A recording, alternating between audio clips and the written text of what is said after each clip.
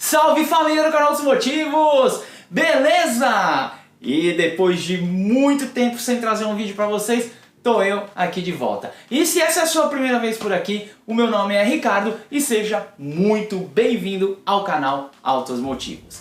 E para fazer um retorno em grande estilo, eu vou fazer um vídeo falando de Volkswagen Gol quadrado. Ah, eu sei, já tem um monte de vídeo falando de Gol quadrado aqui no canal Altos Motivos, não é mesmo? Mas acontece que o Gol tem uma história muito rica. O Gol é um carro muito importante para a indústria automobilística brasileira.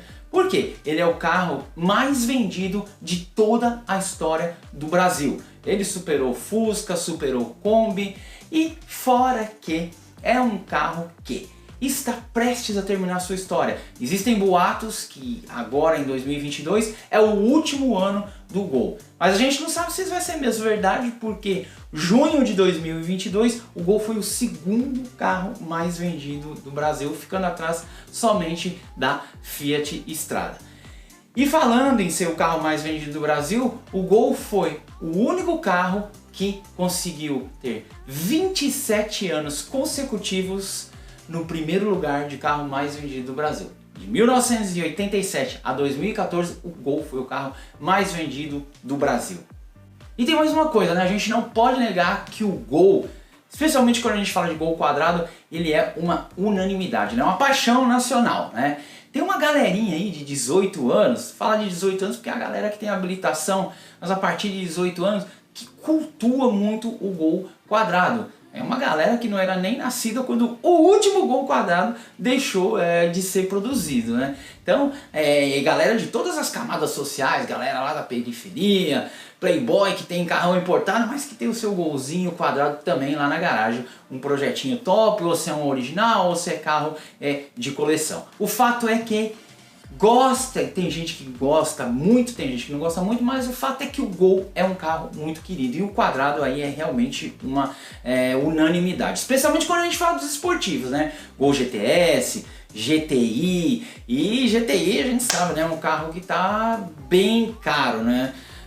É muito pouco provável que você vai encontrar um Gol GTI em uma condição razoável por menos de 50 mil reais. E quando você acha um Gol GTI que esteja super conservado, original, ou que seja um carro restaurado pelo Biden ou pela Tony Mac, por exemplo, com certeza carros desse nível aí podem cruzar a barreira dos 200 mil reais. Mas o vídeo de hoje, o que eu vou fazer? Eu vou comparar o primeiro Gol lá de 1980 com o último Gol quadrado de 1996, que foi um Gol 1000. Por quê? O Gol começou a carreira lá em 1980 com um motorzinho fraquinho. E terminou Gol 1000 em 1996, era também o carro mais rápido do mundo, né? Então a gente vai só comparar aí como é que foi o início da carreira do Gol quadrado e o fim da carreira do Gol quadrado em 1996. Então bora lá acompanhar mais esse vídeo depois de longo tempo aqui no canal Altos Motivos.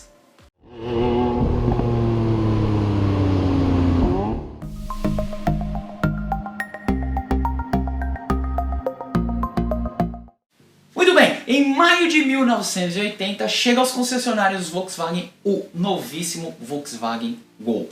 Um carro de linhas modernas para a época, uma grande área envidraçada, uma carroceria hatch que era inspirada no Polo europeu e também no Golf. Um carro que realmente viria para mudar o mercado brasileiro. O Golzinho de 1980 trazia os para-choques em lâmina de aço e na frente ele tinha os piscas embutidos.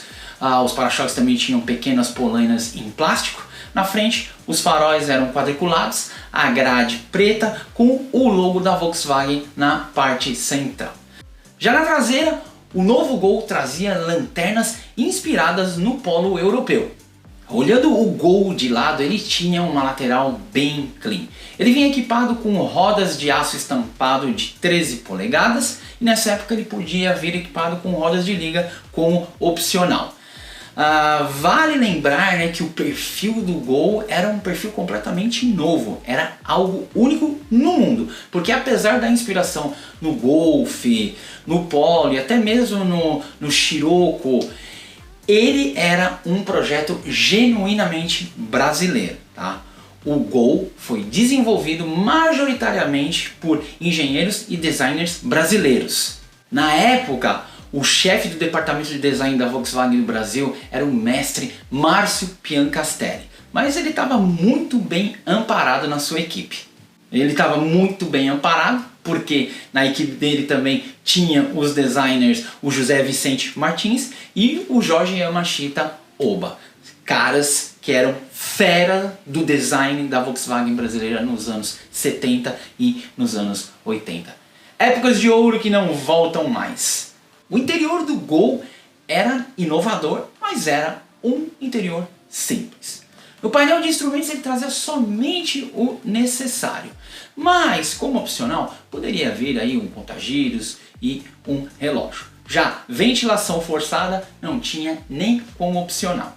Os bancos tinham encosto de cabeça alto, assim como já era utilizado no Volkswagen Passat. Forros de porta e laterais traseiras tinham algum tecido só para dar um ar aí de inovação.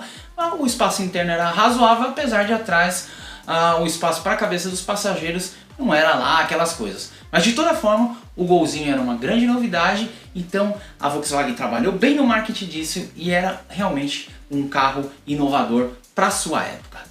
Bom, agora eu vou falar da parte mais delicada do projeto do Volkswagen Gol, do novo Volkswagen Gol na época, o motor. A Volkswagen, o que ela queria? Ela queria que o Gol fosse o substituto do Fusca, que ele viesse tomar o lugar do Fusca no mercado brasileiro. Então, por isso mesmo, ela quis colocar o mesmo motor que equipou o Fusquinha por décadas. Um Boxer 1300, refrigerado a ar, com 42 cavalos. Acontece que isso deu um desempenho péssimo para o Gol. Ele levava eternos 30,2 segundos para fazer o 0 a 100 e a velocidade máxima ficava na casa dos 127 km por hora. O câmbio era de 4 marchas, era um câmbio legal, mas de toda forma, apesar do carro ser uma grande novidade e com toda aquela expectativa do público, ele acabou se tornando um fiasco por causa desse péssimo desempenho do motor Boxer 1300 no Gol. Mais pra frente, a Volkswagen acertou isso. Mas, para você saber como é que foi que a Volkswagen acertou o projeto, vou fazer o seguinte, no final desse vídeo, vou deixar 2 vídeos que contam a história completa do Volkswagen Gol quadrado, e aí você assiste, e aí você vai saber como é que foi que a Volkswagen acertou a trajetória do Gol para transformar ele aí num líder de vendas por 27 anos consecutivos e também para se tornar aí o queridinho do Brasil. Beleza? Então, no final desse vídeo, confere lá que os 2 vídeos vão estar disponíveis para você assistir, certo? Bom, e esse foi o início da trajetória do Gol no mercado automobilístico brasileiro. Diga-se de passagem, foi um início bem complicado. E agora a gente parte para falar do último Gol quadrado, que é o Gol 1000 de 1996. Só para dar uma contextualizada, né, eu vou falar um pouquinho do Gol 1000.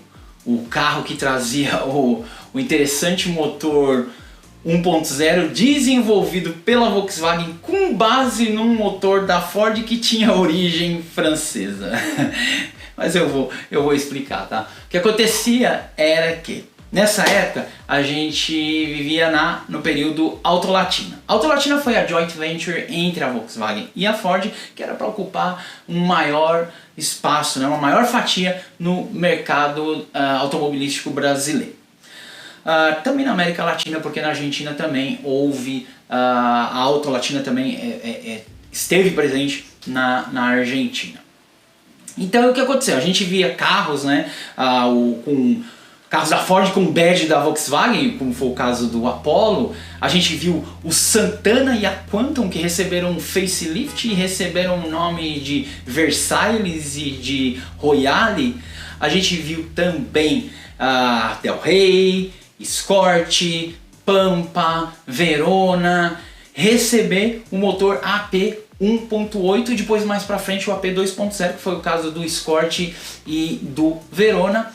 E no caso da Volkswagen, a família BX, ou seja, o Gol, Voyage, Paraty e Saveiro, que receberam na versão CL o motor CHT 1.6 na linha 1990, que a Volkswagen rebatizou como AE 1600. E foi justamente esse AE 1600 que serviu de base para criar o motor AE 1000, que foi utilizado no Gol 1000 e posteriormente utilizado no Escort Hobby 1.0. O Gol 1000 chegou ao mercado em 1992, porque esse período foi o período que iniciou os carros, né, aquele título de carros populares, que na época o governo incentivava carros com 1000 cilindradas ou menos, tinha uma grande isenção de impostos, e a Fiat foi a primeira, né, a que saiu com o Uno Mille em 1990, e a Volkswagen entrou nessa jogada em 1992, trazendo o Gol 1000 ainda na carroceria quadrada. Mas em 1996, né, período que o Gol já era líder desde lá de 1987, o Gol também já estava na segunda geração, na plataforma AB9, que ficou conhecido como Gol Bolinha, e trazia já inclusive o Gol 1000i Plus, que utilizava ainda o AE 1000, mas com injeção eletrônica. O Gol 1000 quadrado de 96, o motor era carburado, tá? Era um carro que tinha uma proposta de ser simples. Então, ou seja, quando a gente olhava, né, o carro de frente, ele trazia também só o essencial, né? As lanternas, os piscas, né, que tinham as lentes numa tonalidade laranja, para-choque que não tinha lanterna de neblina, farol de neblina, nada, era realmente o básico. Atrás, as lanternas traseiras, né, as grandes lanternas tricolores que já equipavam desde 1987. E vale lembrar que a frente do Gol 1000 era já da segunda restilização, né, que era a frente chinesinha. A lateral do carro era uma lateral bem clean, né, que trazia um friso bem fininho, e originalmente ele vinha com adesivo Gol 1000 acima desse frisinho, nas laterais traseiras, e também na tampa do porta-malas atrás, que deveria vir o logo da Volkswagen no lado esquerdo e no lado direito Gol 1000. As rodas continuavam aro 13 em aço estampado, assim como era do Gol de 1980. A única diferença era que o desenho era diferente. E no Gol 1000 não tinha a opção de vir com rodas de liga. No máximo conseguia colocar uma opcional, as super calotas da Volkswagen.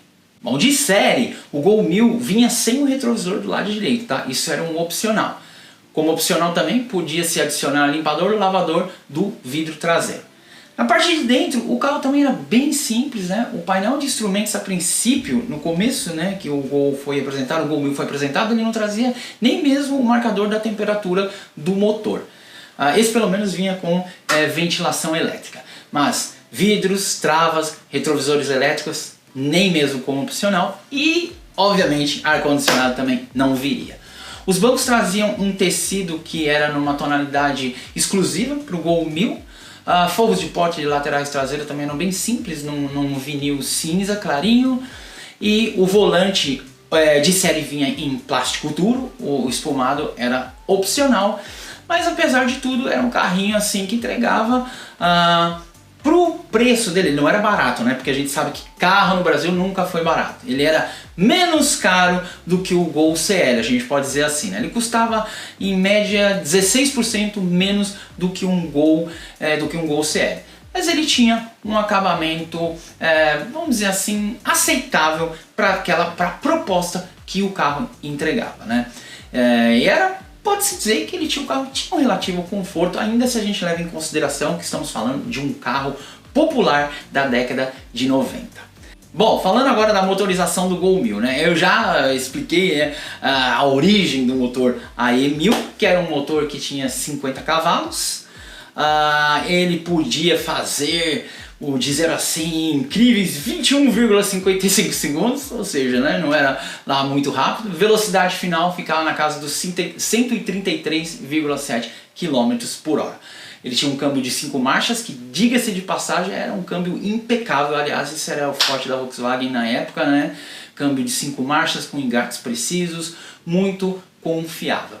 Apesar dos pesares, né, de não ser o carro mais rápido do Brasil, nem chegava perto disso, era um carro que tinha uma boa aceitação no mercado. Fez bastante sucesso com taxistas, com frotistas, mas uma coisa interessante é que Ao contrário do que muita gente pensa, o Gol 1000 não era mais econômico do que o Gol CL. Tá? O Gol CL podia fazer aí na casa de 13 km por litro e o Gol 1000 fazia na média de 11 km por litro. Isso a gente falando de rodovia com motores que eram movidos a gasolina.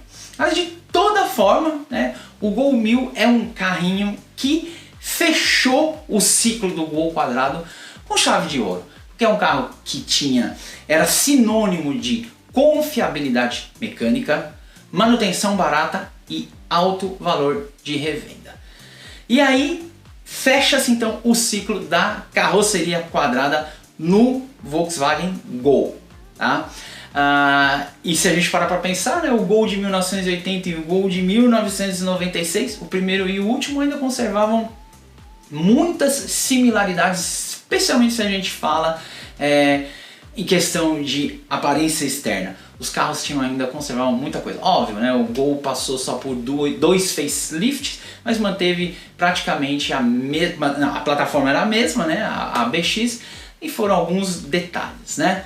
E é isso, eu queria trazer esse vídeo só aí a título de comparação para a gente ver, né, o início do ciclo do Gol quadrado e o final do ciclo do Gol quadrado. Que é um carrinho que até hoje, como eu já disse, ele é muito cultuado, vai continuar sendo muito cultuado. É um carro que tem uma história muito importante, seja o quadrado ou seja como os Gols. É um carro muito importante para a história da indústria automobilística nacional.